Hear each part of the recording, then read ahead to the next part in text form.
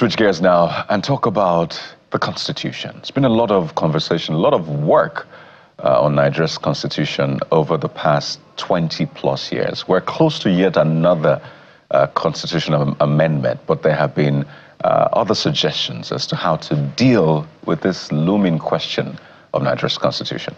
Guys? And Dr. Akin Fapohunda, the Director of Research of the Afenifere Group, joins us now from our Abuja studio to weigh in on the current Constitution review in this 10th Assembly that is ongoing. Dr. Fapohunda, good morning. Thank you for joining us on the program. Good morning, viewers. And this conversation comes against the backdrop of the position expressed by the former NBA president, Mr. Wale Olanipekun, who says, look, jettison this Constitution review and give Nigerians a brand new constitution. But there are also critical items on, this ongoing constitution review cycle. There's state police, state creation, there is electoral reform, there is, the critical gender bills. And, funds have been deployed. So if this exercise, you told me earlier that you align with this. So if this exercise were jettisoned, wouldn't it be a waste of taxpayers' money? Or what exactly can be taken out such that we can have a brand new constitution amid this exercise? Well, if you're on the wrong course, you continue going to the bush until you decide to do what is right. We spent so much money since 1999 on the wild goose chase. In fact, people should say it's the 100 billion naira voted in every cycle that's making the political class to be so fixated on doing what they are doing. It's a waste of time. It's a waste of time. What they have come up with recently is just totally it's disgusting in my own mind. If you are thinking. But as President Jonathan said some time ago, if somebody is pretending to be asleep and you're trying to wake him up, you are wasting time. But that class are just asleep. They are not that out of touch. They are wasting our sovereignty the way they have seized it.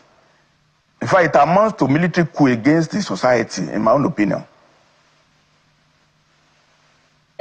Do you disagree with? Oh, what they want to do, look, they want to amend the Constitution in about 74 places. They want to change 83 clauses in the Constitution. Do they have the capacity to do that in the next 6 months before the next election? Does the 36 state assemblies have the brain to process 70-something bills in the next 3 to 6, 7 months? The whole system is just to the garbage can. We cannot do it. And very badly, they want to create 46 new states. 46 new states. So there will be security votes for the governors. There will be money to be spent to buy SUVs. All of them want to be a governor in these states. Well, maybe I'm being uncharitable, but then do I have any choice? They give all the men that they are not serious, and the little thing they are putting there, they are just cosmetics. They have no use at all. They have no use. State police. What state police? They're going to need to be decentralized entirely. But Mr. Fapohunda, won't a brand new constitution be as laborious and time-consuming and finance-consuming as well? No. We are in agreement on what is to be done. Myself and my brother Wale Olanipekun, along with Olisa Agbakoba, SAN, we are in the same league on what is to be done. It's so simple. Very, very simple. If the political class decide to wake up from their sleep. And the first thing to do, the constitution we have now has over 300 clauses. That's useless. It's supposed to have no more than 30 pages where students can memorize the constitution of the federal government of Nigeria. The constitution also mixes everything, local government with state government, with federal government. It's just a job for the lawyers to be interpreting. If you let me go into it, we just need to make 4 changes, only 4. And there will be a bill to the effect by Mr. President if he's willing to act in national interest. I must say that the president is pretentious, thinking that he can be doing transactions, a little contract, a little road, a little tax bill. We just have leprosy, we have brain tumor, and we are treating ringworm. So if you give me the chance, I can outline the 4 areas that we need to tinker with, and Nigeria will change fundamentally and radically within the next 3 to 6 months. We're going to allow you do that. I think your thoughts actually aligns with what the Leonard Circle, Agbakoba, has been screaming over. I think he wrote a piece that I have a copy of ahead of June 12. I think he wrote it on the 5th of June. And it's a fantastic piece. I think everybody should take a look at his thought. But my deduction in that piece is to the effect that it's not against whatever economic reforms the Bola Tinubu administration is putting forward. He salutes some of these reforms, but he believes that without what is considered political governance reform, aka proper restructuring, all of this will fall flat on his face, meaning that we're highlighting the wrong things at the end of the day. So I needed to, bring that nexus between your thought and that of the learned sake, and maybe give you the opportunity to say, what are those 4 things? Because there are things I also want to suggest to you that I want your take on as to what can be done. Thank you very much. The first thing we need to do, and I must say, the documents on this are already available. It's nothing new. It is to codify the federal constitution separate from the second tier of government.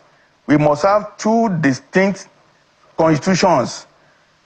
The Abuja constitution separate on federal relationships, and then second tier constitutions.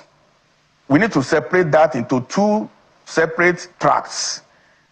It's been approved now that we have 6 geopolitical zones.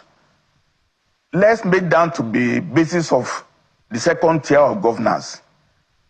We might have 7, 8, 9 geopolitical zones eventually when there is discussion of it. Each of those areas need to have their own peculiar constitutions. The Igbos are different, that's just the truth. The Yorubas are different. The Jaws are different. The Fulanis are different. The Hausas are unique. Each of them must have their own constitution to reflect the way they want to run their lives. That's just the truth. Once you have done that, the third thing is to now go into the 68 exclusive items that we have now. We don't need to have more than 12 items in the federal constitution of Abuja. The rest, 46, should just go to the 6 or 7 or 8 geopolitical zones at the base of their own constitution. Once we have done those 3, it is now to set up a referendum or referenda panel. The draft, to reflect what I've just said now, is available. Olanipekun has it. Agbakoba has it. Even I have it. I have the draft. I can produce it on the fly.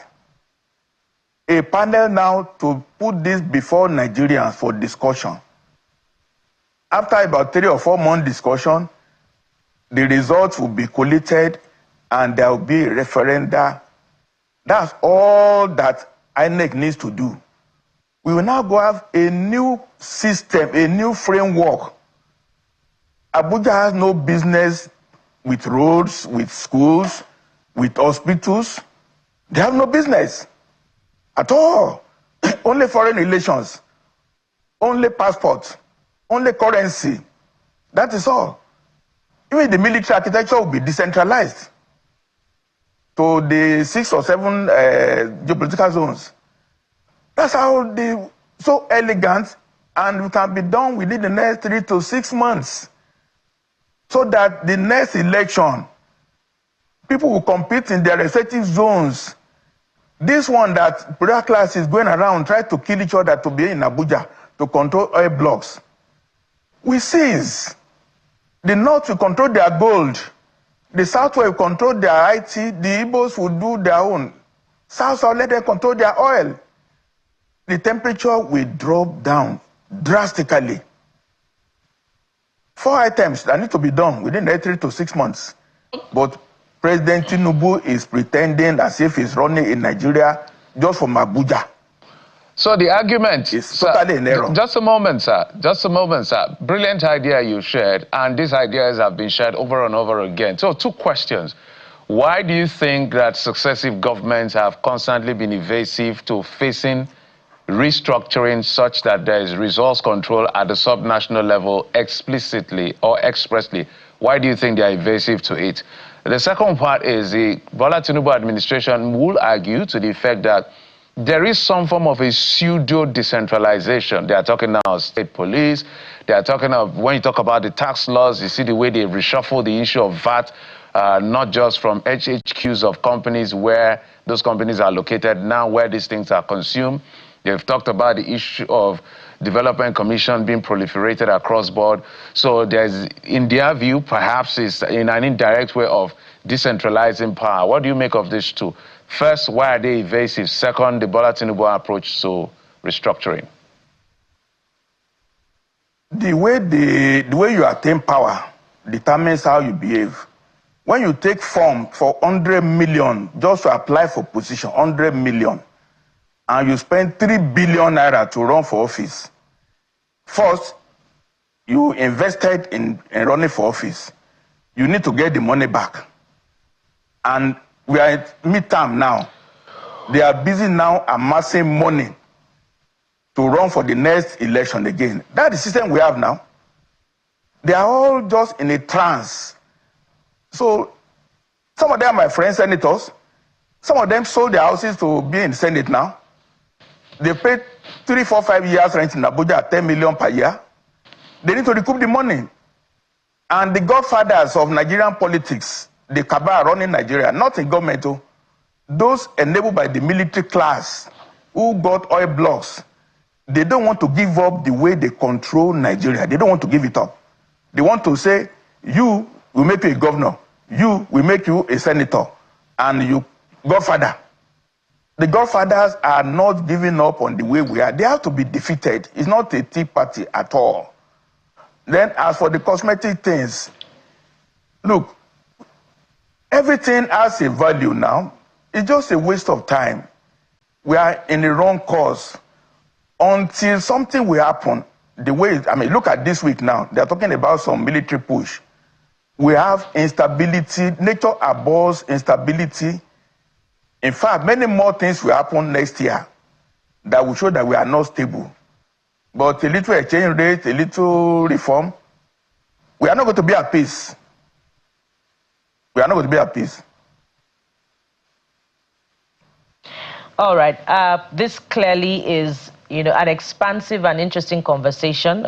We could have drawn, similarity or maybe converse differences from the APC's document on constitution review as led by former governor of Kaduna State, who has now defected. But we must anchor at this point, and thank you very much, Dr. Akin Fapohunda, Director of Research of the Afenifere Group. Thank you for coming on the program. Thank you very much. Thank you. Good morning. We'll take a moment now. When we return, we'll return to our conversation on party politics. This time we'll be speaking to another politician who has defected from the PDP to the ruling party. So let's get different perspectives of what is to come in the coming days. Stay with us. We'll be right back.